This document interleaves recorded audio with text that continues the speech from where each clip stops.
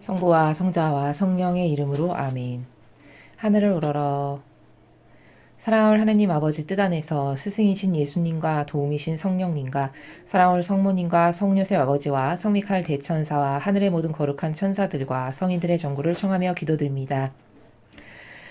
예수님과 어머니 하나 되신 성심 안에서 아버지 사랑합니다. 또 예수님과 어머니 하나 되신 성심 안에서 아버지만이 받으셔야 될 권리와 그리고 감사와 찬미와 영광과 흠숭과 존경과 사랑, 그리고 인간이라고 하는 존재가 가지고 있는 가장 가치롭고 유일무이하며 존엄한 것으로서 부여받은 그 모든 속성들을 아버지께 다 되돌려 드리며, 그것이 모두 아버지께로부터 나온 것이요 변질되어 아버지께 기쁨을 드리지 못하고 역겨움만을 드렸던 인류의 그 모든 고상한 아름다운 가치들을 다 원상복귀하고 회복하여 예수님과 어머니 성심을 통해 잘못된 것을 바로잡아 아버지께 다 되돌려드리며 봉헌드리고 바쳐드리오니 아버지 이 모든 것을 너그러이 받아주시고 부디 위로받으시옵소서.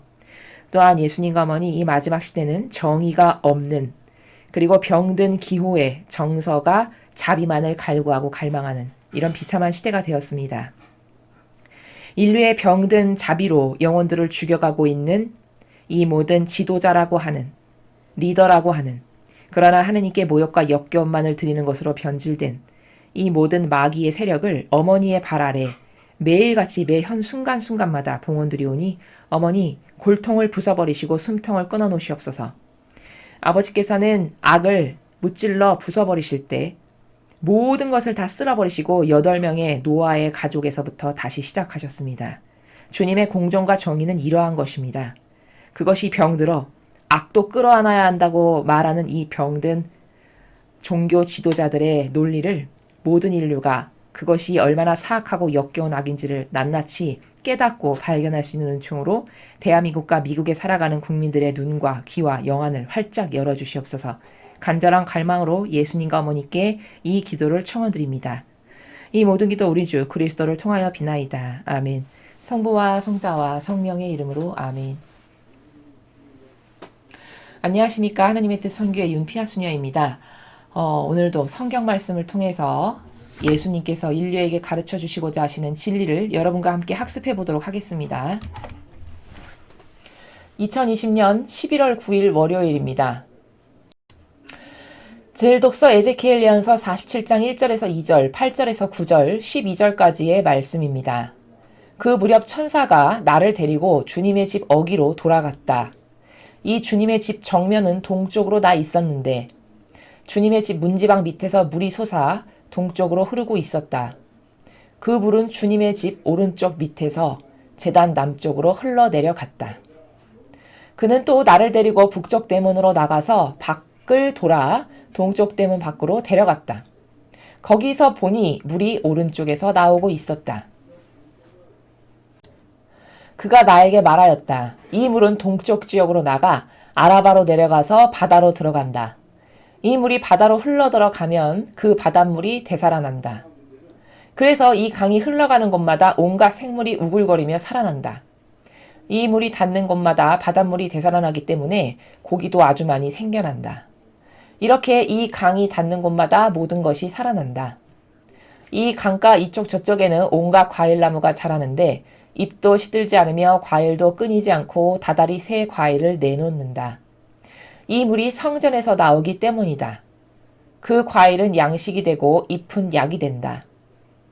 주님의 말씀입니다. 하느님 감사합니다. 굉장히 오랜만에 에제키엘 예언서를 지금 여러분께서 저와 함께 읽으셨습니다.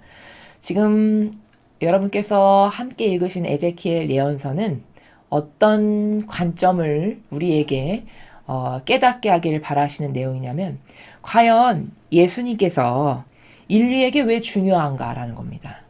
도대체 예수님은 인류에게 어떤 유의미한 존재이신가, 어떤 가치 때문에 왜 중요하고, 우리는 왜 예수님을 그토록 예수님의 모범과 정신과 가르침과 카리스마를 닮아야 한다고 왜 그토록 외치는가, 이것에 대한 관점을 에제키엘 예언자가 지금 선언적으로 우리에게 가르쳐주고 있습니다.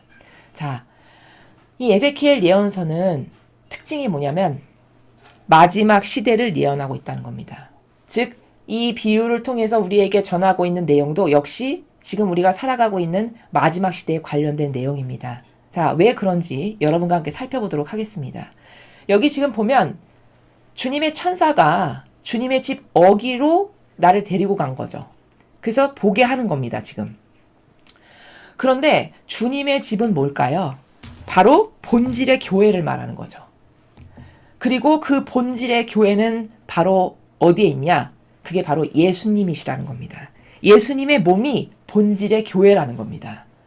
그것을 우리가 어디서 확인할 수 있냐? 지금 천사가 주님의 집 어기로 돌아가서 물이 이쪽으로 돌아서 저쪽으로 흘러내려가고 결국에는 보니까 2절 후미에 보십시오. 거기서 보니 물이 오른쪽에서 나오고 있었다. 이렇게 이야기합니다. 자, 물이 오른쪽에서 나온다라는 것은 무슨 말이냐면 예수님의 늑방이 오른쪽에 있으셨죠. 그 늑방을 로마 병사가 칼로 찔러서 거기서 물이 흘러나왔죠. 돌아가시기 직전에.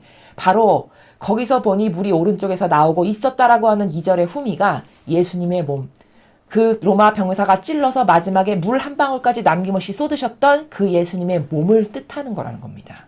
그러므로 주님의 집이라고 지금 묘사해서 표현하고 있는 1절과 2절의 전체 내용은 그리스도의 몸, 예수님의 몸을 두고 하는 말이라는 겁니다. 그런데 그 오른쪽에서 흘러나온 물이 문제는 뭐냐? 여기 8절 이하를 보니까 그래서 그 오른쪽에서 흘러나온 물, 예수님의 늑방에서 흘리신 물이 동쪽 지역으로 가서 아라바로 내려가서 바다로 들어가게 되면 어떻게 된다고요? 그 바닷물이 다 되살아난다라고 쓰여 있습니다. 그러니까 뭘까? 아, 생명의 물이구나. 죽어있는 것을 다 다시 원래대로 생명력 넘치게 살아나게 하는 물. 바로 그게 뭐냐? 그게 예수님의 늑방에서 흘리신 물. 그럼 도대체 그것은 더 본질적으로 뭘 말하는 거냐? 예수님의 말씀, 그분의 정신, 가르침, 모범, 카리스마.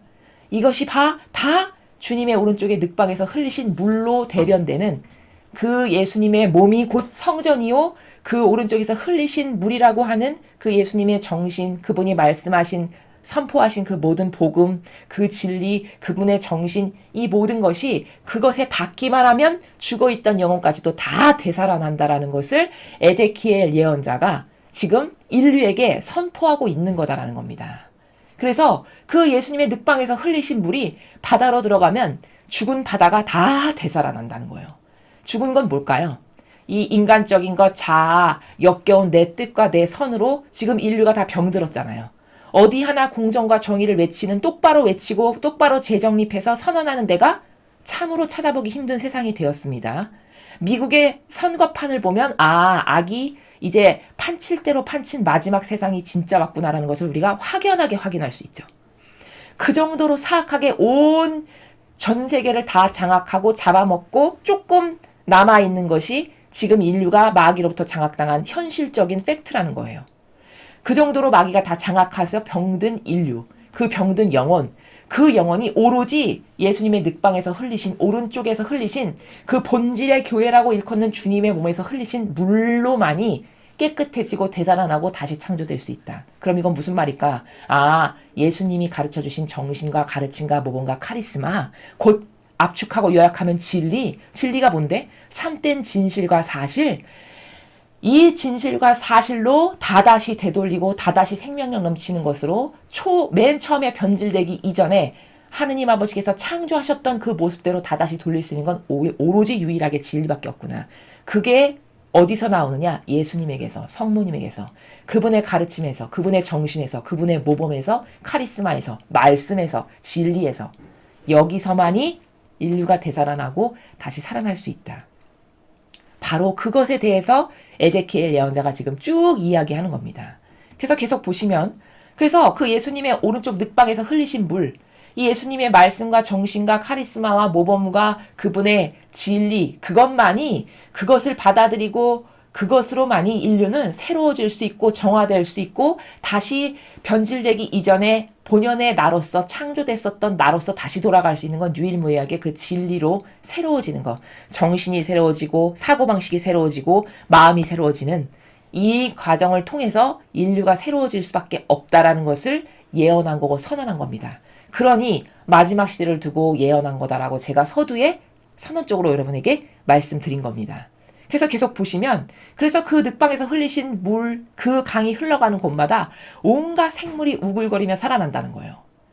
모든 살아 숨쉬는 아버지께서 만드신 창조하신 이 모든 생명체들이 다시 죽었던 것들이 새로워지고 다시 창조돼서 그 진리로 정신이 새로워지고 깨끗해지고 빛으로 눈이 열리고 귀가 뜨여서 다시 우글거리며 살아나는 이런 과정을 통해서 인류는 이 악과의 치열한 전쟁을 통해서 새로운 시대를 맞이할 거라는 거. 바로 그것에 대해서 말씀하시는 겁니다. 그래서 그 물이 닿는 곳마다 막 바닷물이 죽은 바닷물이 되살아나고 그래서 그 물 때문에 고기도 많이 생겨나고 이 늑방에서 흘리신 물에서 나온 강이 닿는 곳마다 모든 생명체는 다다시 살아난다. 죽었던 것이 다다시 새로워진다라는 겁니다. 그래서 이 강가 이쪽 저쪽에는 온갖 맛있는 과일나무는 뭘까요? 열매를 맺는다는 거죠. 이 예수님의 정신 진리로 참된 진실과 사실을 받아들이는 영혼들은 여러분 다시 태어나는 겁니다. 여러분, 여러분의 사고방식을 저희의 강의를 듣기 이전과 이제 이 강의를 들으면서 한 달, 두 달, 세 달, 1년, 2년 지난 후에 자신의 사고방식을 한번 스스로 점검해 보십시오. 과거의 나와 지금의 나는 사고방식이 과연 달라졌는가? 분명히 달라졌음을 느끼실 수 있습니다. 혹은 옆에 같이 살아가는 가족들에게 물어보십시오. 과거에 내가 진리를 배우기 전에 나와 진리를 배워서 사고방식을 이게 맞고 옳으니까 바꿔야지. 새로워져야 되겠어. 본연의 나를 찾아야지. 이런 올바른 의지와 각오로서 새로워지는 연습과 노력을 매일 하는 영혼은 반드시 달라질 수밖에 없습니다.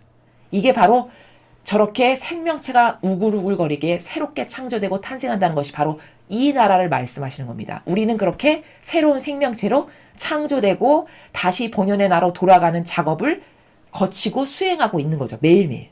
그래서 온갖 과일나무가 자라고 잎도 시들지 않고 과일도 끊이지 않고 다달이 새 과일을 내놓는다. 이게 뭘까요? 열매 맺는다는 거죠. 주님의 진리를 좋아하고 사랑하고 그 진리로 새로워지기를 원하고 이것만이 따를 질서구나 받아들이는 영혼은 반드시 열매가 맺기 마련입니다. 과거 이기심과 사욕과 욕망밖에 없었는데 지금 그것에서 초탈하여 자유인이 된 열매. 과거 내가 내 가족을 사랑하지 못하고 미워했는데 이 진리를 통해서 그게 얼마나 오해인가, 얼마나 잘못된 사고방식이고 얼마나 주님의 거룩한 사랑과 잘못 다른 건가. 그런 나를 반성하고 회개하고 뉘우쳐서 새로운 나가 되기를 갈망해서 기도하고 노력했다. 그럼 내 가족을 과거하고는 다른 신적인 사랑으로 사랑할 수 있는 눈과 귀와 마음이 열리고 뚫립니다. 은총을 올바르게 반영하면 하느님께서 반드시 주시죠. 그래서 과거하고는 다른 사랑으로 내가 가족들을 사랑할 수 있다. 이게 열매죠. 이게 바로 새 과일을 다달이 내놓는다는 겁니다. 이렇게 진리를 받아들이고 사랑하고 그것만이 옳아. 그러니까 나 옳은 걸 따라야지. 이런 영혼들은 다달이 새 과일을 내놓는 열매를 계속 맺게 된다는 거죠. 이게 바로 저렇게 생명체가 우글거리고 바닷물이 되살아난다는 게 다 이런 창조가 그 영혼 안에서 그 영혼의 사고방식과 정신 안에서 우글거리면서 계속 일어나는 이 과정을 말씀하신 것이다 라는 겁니다. 그래서 이 물이 성전에서 나오기 때문이다. 왜 저 물만 닿으면 저렇게 모든 생명체가 우글거리고 새로워지고 맨날 열매 맺고 왜 그럴까? 그게 바로 성전에서 나오니까. 그럼 성전은 뭐냐? 여기서는 예수님의 몸, 그리스도의 몸, 그 늑방에서 흘려주시는 물, 즉 그분의 말씀, 그분의 정신, 가르침, 모범, 카리스마, 예수님이 말씀하시는 진리의 나라, 진실과 사실, 거룩한 사랑, 이게 바로 예수님이 늑방에서 흘리시는 물. 그 물을 받아들이고 그 물에 용해되기를 원하고 그 물로 새로워지기를 갈망하는 이런 영혼들은 다 이런 변화, 열매, 새로워짐, 창조 이런 것이 생겨난다라는 것이죠. 그래서 그 과일은 양식이 되고 잎은 약이 된다. 그렇게 이런 늑방에서 흘리시는 즉 예수님의 정신과 가르침과 모범과 카리스마와 하나 돼야지 해서 그것을 새 용해되기를 갈망하는 그런 영혼들은 이렇게 매일 사고방식과 정신의 오해가 사라지고 또 예수님의 정신을 내 것으로 해야지 해서 또 새로워지고 또 나의 자애심과 이기심을 버리고 자아를 꺾고 사욕과 욕망을 버리고 이것이 옳지. 난 옳은 걸 좋아해. 난 정직한 사람이 좋아. 그럼 나부터 정직해져야지. 그래서 또 버리고 예수님의 정신을 나의 것으로 만들고 이 과정을 매일 반복하고 매일 갈망하고 매일 그걸로 기도 지향을 하고 사실적으로 실행을 한다. 이런 영혼은 다달이 과일을 내놓는 열매를 맺는 것이고, 그렇게 해서 이런 잎은 약이 된다는 뭘까? 그 잎이라는 것은 이런 주님의 복음, 말씀, 이것이 영혼에게 약이 된다는 겁니다. 치유시켜주고 다시 온전하게 만들어주고 다시 원상태로 회복시켜주고 오해를 풀어주고, 그래서 본연의 자기를 찾게 하고. 자, 이런 마지막 시대에 예수님은 왜 우리에게 중요하신가? 바로 우리에게 이런 분이시니까. 이런 절대적 가치와 이런 수많은 은총으로 우리를 새롭게 해주실 수 있는 유일무이한 분이시니까. 참되고 바른 것은 오로지 예수님의 이런 말씀과 진리, 이 정신 안에 밖에는 없으니까. 그러니까 인류에게 가장 중요한 거요, 유일한 우리에게 희망이 되시는 분은 예수님과 성모님, 그분들의 말씀, 정신, 가르침, 모범, 이것만이 인류에게 유일한 희망이 된다라는 것을 지금 이 에제키엘 예언서가 천사를 통해서 보는 환시를 통해 우리에게 가르쳐주고 있다라는 겁니다. 보통 인간은 아까 앞에 서두에 주님의 집 어기로 돌아갔다, 주님의 집, 즉 성전이다 하면 눈에 보이는 사실적이고 가시적인 건물만을 성전이라고 생각하고 주님의 집이라고 생각합니다. 그러니까 명동성당에만 가야 미사를 제대로 드린 것 같고, 있어 보이고 의리의리하고 그럴듯한 커다란 좋은 교회에 가면은 오늘 미사를 아주 잘한 것 같고 그럴듯한 예배를 드린 것 같은 것은 다 왜냐? 그것은 형상과 보이는 것에만 치우치는 사고방식으로 여기가 병들었기 때문인 것이죠. 그렇지만 여기에 나오는 이 성전은 다 누구를 말씀하시는 겁니까? 본질적 교회인 그리스도. 그 그리스도의 몸을 성전이라고 지금 지칭하신 거예요. 그리고 메시지를 연관시켜서 지금 일독서를 여러분에게 말씀을 드리면, 아버지께서도 얘들아, 내가 지상 나의 교회를 세웠다. 근데 어디다 세웠냐? 너희들의 마음 안에 세웠다고 하셨어요. 그럼 뭘까? 눈에 보이는 교회는 이후에 생길 일이고 먼저 본질의 교회를 세우시는구나. 어디다가? 영혼들의 마음 안에다가. 어떤 영혼? 하느님과 하나 되기를 갈망하고 이렇게 진리를 받아들이고 참된 것만을 따라야지 예수님의 정신과 모범과 카리스마만이 오라. 난 그것 아닌 다른 인간이 만든 제도와 전통은 안 따라. 그것은 다 마귀가 우리를 지옥으로 끌고 가기 위한 교묘한 유혹이고 수단이야. 이렇게 이것이 진실이고 사실이야. 그러니까 난 이것만을 따라. 라는 이런 영혼들. 그 영혼들의 남은 자녀들의 마음 안에 내가 나의 지상 교회를 세운다라고 아버지께서 말씀하셨잖아요. 며칠 전에. 이렇게 교회라는 것은 눈에 보이는 성당과 성전만이 교회다? 이건 잘못된 사고방식이라는 겁니다. 여러분, 원리가 먼저 천상의 그것이 무엇이든지 천상의 먼저 본질의 나라에서 무엇이든지 아버지는 세우세요. 교회도 마찬가지입니다. 어디서 확인할 수 있냐? 이 원리는 예레미야 예언자에게 너가 지상에 태어나기 전부터 너를 점지했다라고 하셨어요. 이 말은 뭐냐? 예레미야 예언자가 태어나기 전부터 천상에서 그 예언자를 어떤 목적으로 쓰실지를 점지하고 계획을 다 세워놓으셨다는 뜻이죠. 그리고 나서 태어나는 이 육은, 보이는 형상은 그 나중에 차후에 때가 이르렀을 때 세상에 태어나게 하신다는 거예요. 이게 바로 원리거든요, 영적인. 그러니까 하나님께서 뭘 하신다는 것은 본질의 나라에서 먼저 세우십니다. 먼저 수립을 하고 본질의 나라에서 완벽하게 뭐를 세우신 다음에, 그리고 눈에 보이는 형상이고 가시적인 것은 나중에 생긴다는 거예요. 이게 원리입니다. 그러므로 주님의 교회도 이미 새로운 성화시대를 맞이할 피약교회는 이미 세우셨어요. 아버지께서 보시기에 나의 자녀다라고 하는 사람들의 마음속에다가. 이 에제키엘 예언서도 같은 관점으로 바라봐야 된다는 거죠. 주님의 집 어기로 돌아갔다고? 이거 뭐야? 성당 말하는 거야? 주님의 집 교회 말하는 거야? 그 본질의 교회가 누구냐? 그리스도시잖아요. 우리가 성당에 왜 갑니까? 거기 하느님의 영이 살아계시니까 가는 거잖아요. 하느님의 영을 만나러, 예수님을 만나러 가는 거죠. 교회에 간다는 건. 거기 눈에 보이는 육적인 인간, 사제, 수도자 만나러 가는 게 아니죠. 하느님을 만나러, 그분의 영을 뵈러, 성령 하느님을 만나러, 예수님을 만나러 가는 겁니다. 고로 성전이다라고 하는 것은 어떻게 정의되어야 올바른 것이냐? 거기 주님의 영께서 더 이상 사실 수 없다. 그럼 이건 더 이상 성전이 아닙니다. 아무리 건물이 그럴듯해도. 의리번쩍한 수백억 수천억으로 지은 건물이다 하더라도 거기 더 이상 주님의 영께서 살아계실 수 없는 악으로 가득한 변질된 것밖에 없는 환경과 영으로 가득하다. 이러면 더 이상 주님의 영이 사실 수 없다면 그건 더 이상 성전이 아니라는 거예요. 근데 사람은 거꾸로 인식하죠. 눈에 보이는 성전이 있어야, 건물이 있어야 성당 같고 교회 같고, 영은 있거나 말거나 관심 없고, 이게 인간의 피상적이고 막연하고 눈에 보이는 것만을 믿고 따르는 잘못된 사고방식이라는 겁니다. 그래서 이 에제키엘 예언서는 마지막 시대에 예수님께서 왜 인류에게 그렇게 중요하실까? 예수님은 우리에게 어떤 본질적 의미를 갖고 계신 분인가? 바로 이렇게 인류를 새롭게 창조하시는 근원이 되시는 분이다.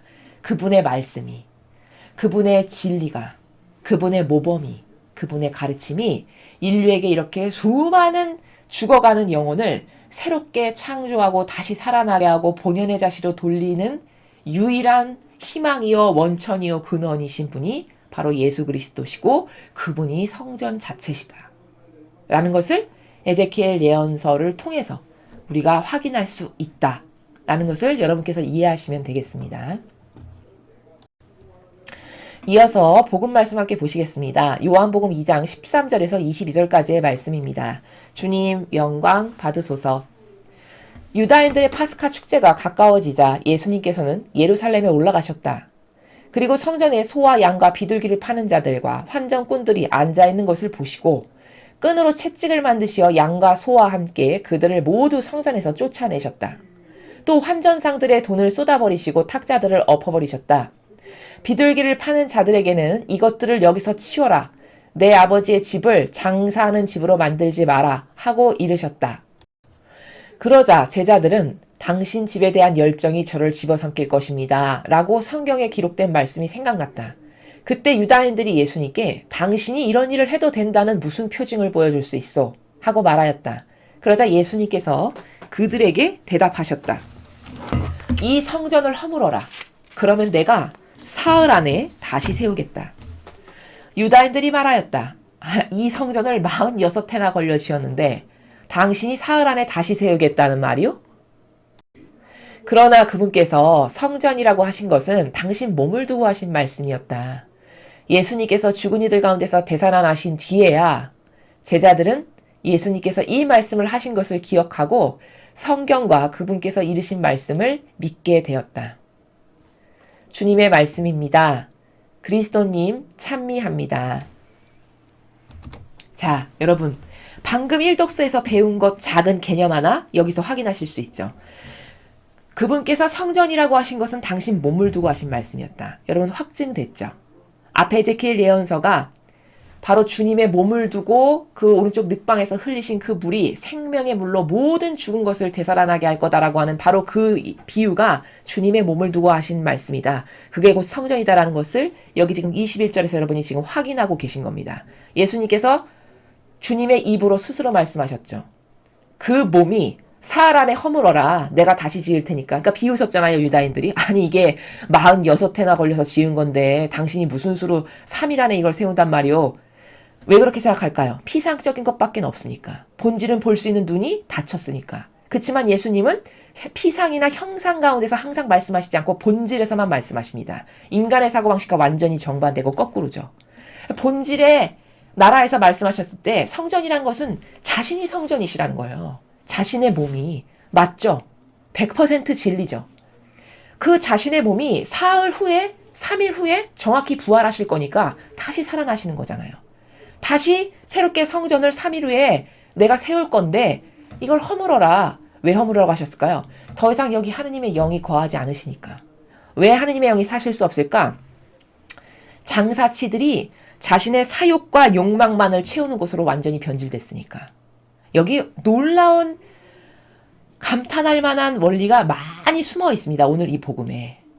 그럼 여기 지금 예수님이 하신 말씀이 이 시대에도 그대로 적용이 돼요. 지금 사흘 아래 허물어라. 내가 다시 세울 테니까. 그것은 얘들아 성전이라는 것은 너는 봤을 때 눈에 보이는 명동성당이 성전이라고 하지만 본질의 나라에선 그게 성전이 아니에요. 본질의 나라에선 주님의 몸. 즉 예수님의 말씀, 그분의 정신, 가르침, 모범. 이것을 믿는 자녀들 마음 안에 세워진 게 본질의 성전이에요. 즉 그리스도의 몸이 본질의 성전이라는 겁니다. 그리고 이 앞에 허물어버려라. 왜 허물어라셨을까? 더 이상 그리스도의 영께서 안 사시니까. 왜 안 사실까? 역겨우셔서 사실 수가 없는 거예요. 왜 역겹지? 자, 이 말씀의 배경은 거기서 뭐 소도 팔고 양도 팔고 뭐도 파니까 예수님이 채찍으로 끈을 만들어가지고 다 치시면서 이거 다 치워버려라. 내 아버지의 집을 이런 장사하는 곳으로 만들지 마라. 화를 내셨어요. 왜 그랬을까? 왜? 자, 여러분 이 시대에 백성들이 이제 여기 올라와가지고서는 성전에 제물을 바치려고 하면 자신이 기르고 있는 뭐 양이나 소나 뭐 염소나 이런 것 중에 가장 좋고 깨끗하고 자기가 지은 농사 지은 거 자기가 기른 동물 중에서 가장 훌륭한 것을 갖고 와서 제물로 모시면 되잖아요. 근데 이 바리새파 율법학자들이 얼마나 사악한 집단이었냐면 자기네 집에서 갖고 온 거는 성전의 제물로 못 바치게 했습니다. 그리고 어떻게 했냐? 그 성전 앞에서 그 상인들이 파는 그런 물건들 있죠. 물건이나 그런 뭐 염소나 소나 이런 동물들 꼭 거기서 사는 것만으로만 제물을 바칠 수 있게 해놨어요. 율법이 이래서 역겹다는 거예요. 하느님께 바치는 제물이라는 것은 근본의 정신이 뭡니까? 내가 가지고 있는 것 중에 가장 좋고 귀한 것을 깨끗하고 가지런하고 정돈하게 만들어서 온갖 마음의 정성과 사랑을 가득 담아서 아버지 받으세요. 아버지께서 저에게 은총으로 주신 많은 것들 중에 가장 좋은 것을 아버지께 드립니다. 이러면 최고의 선물이 되는 거거든요. 근데 그것을 못하게 해요. 왜일까? 거기 그 상인들을 통해서 많은 차익을 남기고 동물을 팔아서 그 차익으로 이득을 채리는 거죠. 요렇게 사악한 집단이었다는 거예요. 그리고서는 자기네 농장이나 이런 데서 정성스럽게 해서 재배하거나 기른 동물이나 이런 것은 절대 제물로 바치지 못하게끔 오로지 그 앞에 환정상과 상인들에서만 사서 성전의 제단에 제물로 바칠 수 있게끔 요렇게 시스템을 율법이라는 것 하에 교묘하게 만들어놨다는 거죠. 그럼 울며 겨자 먹기로 가난한 사람들도 어쩔 수 없이 거기서 사야 되잖아요. 그렇죠? 돈이 그렇게 없음에도 불구하고 겨우겨우 마련해서. 그럼 하느님이 이걸 원하시냐? 율법학자 바리새의 역경은 뭐죠? 하느님이 가장 좋은 걸 나는 해드리는 집단이라는 거예요. 그럼 하느님이 진짜 그걸 원하시냐? 그렇게 백성의 피를 빨아먹고 그렇게 백성을 힘들게 등골이 휘게 해가지고 하느님께 제물을 바치는 걸 아버지가 원하실까요? 절대 그렇지 않죠. 그저 자신이 할 수 있는 그 한도 내에서 가장 좋은 것을 드리는 것을 하느님은 가장 기뻐하시죠. 이게 사랑의 정신이거든요. 이게 올바른 희생의 정신이에요. 근데 이것을 거기서 차익을 누려서 많은 돈을 받아먹고 그 차익은 자기가 다 갖고 그리고 거기서 사는 것만을 제물로 바치게끔 하는 요렇게 아주 사악하고 역겨운 돈을 좋아하는 그러면서 사실은 돈을 좋아하면서 하느님을 엄청 잘 섬기고 모시는 집단인 것처럼 코스프레 했던 게 바리새파 율법학자였다는 겁니다. 그러니 예수님이 화를 내신 거예요. 역겨운 위선자들의 작태를 감히 내 아버지 집, 기도가 올려져야 되고 거룩한 분향이 바쳐져야 되고 거기서 정직하기만 해야 되는 그 내 아버지의 집에서 이런 역겨운 짓을 벌이니 당연히 의노를 품으실 수밖에요. 그러니까 채찍으로 끈을 만들어서 다 치시면서 나가라고 하신 거예요. 이유가 이해가 되시죠? 이 복음의 지금 배경에 어떤 이유가 숨어 있는지를. 예수님이 오늘 이 복음에서 말씀하시고자 하시는 내용은 뭐냐? 정의가 없는 세상을 나무라시는 거죠. 정직도 없고 정의도 없는 세상. 그것도 일반 세상 사람도 아니고 하느님의 일을 한다라고 하는 그 성직자들이 아버지들을 가장 열심히 잘 섬긴다라고 하는 성직자들이 이런 공정과 정의가 없고 정직이 없는 이런 겉과 속이 다른 위선자적인 작태를 다른 것도 아닌 하느님의 집, 그 성전 안에서 행하는 것을 보시고 의노를 품고 말씀하신 거다라는 겁니다. 여러분, 의분과 그리고 그냥 격정이라는 것은 엄연히 다른 겁니다. 여러분, 의분과 격정이 어떻게 다른가요? 의분은 예수님께서 저렇게 오늘 표출하신 것이 의분이에요. 의분이 도대체 뭐냐? 아버지의 뜻을 거스르는 어떤 악한 것을 보고 화를 내시는 게 의분입니다.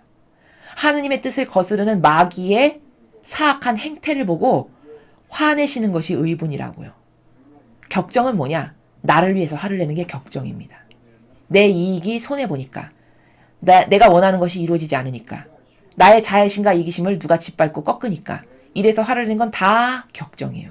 그렇지만 의부는 하느님의 뜻 때문에 화가 나는 것이, 하느님의 뜻이 이루어지지 않고 마귀가 방해하는 것 때문에 화를 내는 것이 다 의분이다. 이렇게 구분할 수 있다는 겁니다. 예수님께서는 이렇게 공정과 정의가 없는 세상을 나무라셨어요. 여러분, 이 마지막 시대에 우리나라를 포함해서 지금 미국에 저런 사태가 벌어지는 것은 왜입니까? 더 이상 이 세상의 정의가 힘을 못 쓰기 때문입니다. 여러분, 요즘 세상에 이 진리의 근거에서 아닌 것을 아니다라고 말하는 사람을 좋아하나요? 싫어하고 박해하나요? 싫어하고 박해하죠. 어떤 이유로? 자유라는 이유로. 간섭받기 싫어한다라고 하는 개인주의 때문에. 또 상대주의라고 하는 병든 사고방식 때문에. 아니 왜 네 말만이 옳아? 네 말이 옳으면 내 말도 옳은 거지. 이런 병든 상대주의라고 하는 이런 기호가 전 인류의 영혼을 병들고 썩게 만들어서 무엇이 따라야 될 가치고 기준이고 절대값이고 경계인지가 다 허물어졌습니다. 그래서 너무나도 놀라운 것은 미국이라고 하는 저 선진국의 민주주의의 가장 첫 발을 내딛었다라고 자부하는 그 시스템을 마귀가 어떻게 붕괴시키고 있는지를 우리가 두 눈으로 지금 똑똑히 보고 있는 세상에 살아가고 있다는 겁니다. 그것도 남의 나라의 공산주의 세력 또는 딥스테이트라고 하는 세계를 장악하고 지배해서 자기가 다스리려고 하는 야욕을 품은 이 상위의 엘리트 계층이라고 하는 이 세력에 의해서 한 나라의 정의와 정직과 공정이 무너지고 있는 과정을 지금 우리 눈으로 목도하고 있다는 겁니다. 여러분, 이건 엄청 슬픈 일이에요. 정의가 없다. 정직이 없다. 여러분, 과연 그 세상이 얼마나 유지가 될까요? 세상이 점점 병들면, 그리고 정직과 진실과 양심을, 공정과 정의를 포기하게 되면 어떻게 되는지 아십니까? 그럼 공산주의의 사회로 갈 수밖에 없습니다. 왜냐? 기호는 점점 병들어서 감성만을 따르게 하죠. 거기 정의가 점점 죽어서 사라지게 하죠. 그러면 이런 병든 자비밖에는 모르는 기호와 그 다음에 정의를 말하는 사람을 자꾸 억압하고 짓눌러서 정의를 사라지게 하는 세상이 돼요. 그러면 어떤 이득이 될까요? 기득권에게는 짓눌러서 억압해서 다스리기가 편해지죠.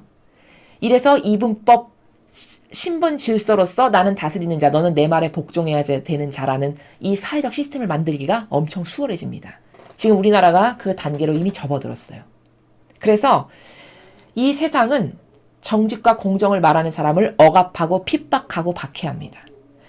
여러분, 예를 들어서 오늘 예수님이 이렇게 성전에서 채찍을 만들어서 휘두르시면서 거기를 다 채찍으로 내려치시면서 다 부수고 이렇게 하셨죠.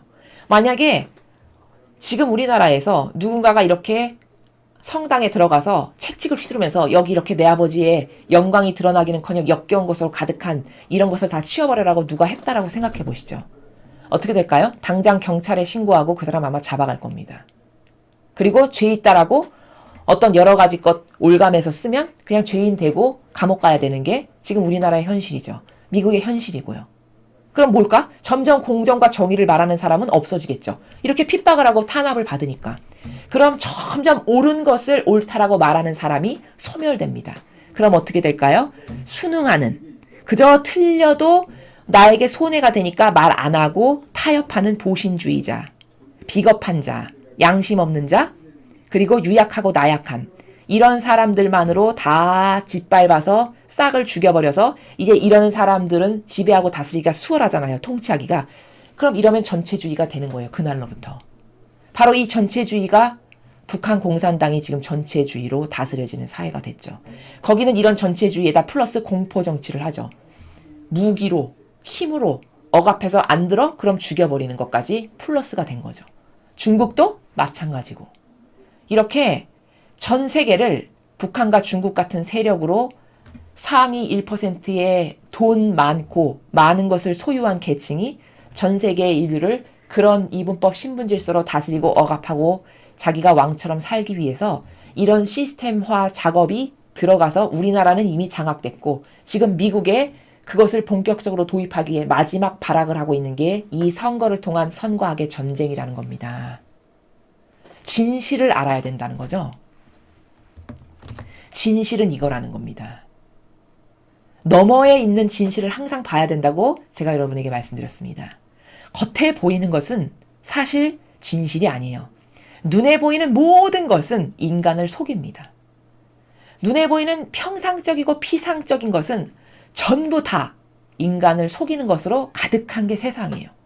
오로지 그 너머에 있는 본질만이, 그 본질을 볼 수 있는 눈이 생길 때만이 진실을 파악할 수 있습니다. 그러므로 진리를 배우는 게 얼마나 중요하고 본질을 볼 수 있는 영안이 뚫리고 열리는 게 얼마나 중요한가. 왜냐? 그래야만 여러분이 속지 않으실 수 있기 때문이에요. 마귀에게. 여러분 기도를 많이 하십시오. 미국에 있는 지금 벌어지고 있는 저 선거를 통한 저 악과의 치열한 싸움, 저거는 남의 일 아닙니다. 절대. 여러분, 트럼프 대통령이 하느님께서 마라나타 메시지를 통해서 인정하신 아버지께서 선택하고 사랑하시는 지도자요, 리더요, 아들이에요. 자, 그럼 그 사람이 선의 세력입니다. 이건 제 말이 아니라 하느님께서 선포하신 내용이란 말이에요. 그럼 그 선의 세력이 전 인류에서 이제 우리나라는 거의 먹혔고 유일하게 남은 마지막 선의 세력인데 만약에 그게 진다. 그 선의 세력이 마귀에게 점령당한다. 그럼 여러분 인류는 어떻게 될까요? 더 이상 솟아올라서 싸울 수 있는 뜨거운 열정으로 정의로 뛰어올라서 싸울 수 있는 세력은 이제 없어지는 겁니다. 인류에서. 그럼 어떻게 되는 거냐? 이제 이분법 신분질서로 시키면 시키는 대로 하고 살 수밖에 없는 이런 공산화, 전체주의 세상이 서서히 좀 먹듯이 도래해서 우리나라도 미국도 전 인류를 다 그렇게 다스리는 이런 세상이 올 거라는 게 인류의 비참한 시나리오라는 겁니다. 사람들이 이것을 모르는 것 뿐인 거죠. 왜 그토록 미국을 위해서 기도하라고 아버지께서 말씀하실까? 왜 그토록 트럼프 대통령이 승리할 수 있도록 너희는 기도해라, 기도해라, 기도해라. 왜 그러실까? 바로 이런 숨겨진 본질의 사실, 이런 심각한 세력 간의 다툼 때문에 그토록 아버지께서 끊임없이 기도하라라고 강조하시는 거예요. 저 마지막 보루가 무너지면, 저 마지막 선의 세력이 완전히 이제 진다. 그럼 인류는 이젠 더 이상 희망 없는 비참한 과거 노예 시절과도 같이 그냥 시키면 시키는 대로 할 수밖에 없는 그런 이분법의 사회 질서 속에서 어쩔 수 없이 먹고 살아야 되니까, 어쩔 수 없이 불이익을 당하지 않아야 되니까 구부리고 살아갈 수밖에 없는 이런 환경과 시스템으로 인류는 망해갈 거다라는 겁니다. 여러분 그거를 원하시지 않는다면, 그런 끔찍한 세상이 도래하는 것을 원치 않으시면 트럼프 대통령을 포함한 선의 세력이 반드시 승리할 수 있도록 기도를 많이 하셔야 됩니다. 그 선의 세력이 이길 수 있도록 희생과 고통과 배상과 보석을 많이 하십시오. 그게 결코 남의 일이 아니고 그 선의 세력이 승리해야 거기를 기반으로 점점 이 선의 세력이 확장돼서 우리나라도 희망이 있는 거고 다른 전 세계도 희망이 있는 거고 다시 발돋움을 하고 치받아 올라가서 역전시킬 수 있는 발판이 마련되는 거다라는 겁니다. 공정과 정의라는 것, 이건 마지막 시대에 엄청 중요한 겁니다. 이 공정과 정의를 뭉개뜨리고 죽여버리고 경계를 허물고 없애버리는 이 세력이 마귀임을 여러분 명심하십시오. 절대 잊지 마십시오. 누가 그게 대통령이건 대통령 할아버지건 교황이건 교황 할아버지건 간에 누군가가 경계를 허물고 자꾸 질서를 흐트러뜨리는 발언을 한다. 그건 볼 것도 없이 마귀임을 명심하시기 바랍니다. 이상으로 2020년 11월 9일 월요일 복음회설을 마치겠습니다. 감사합니다.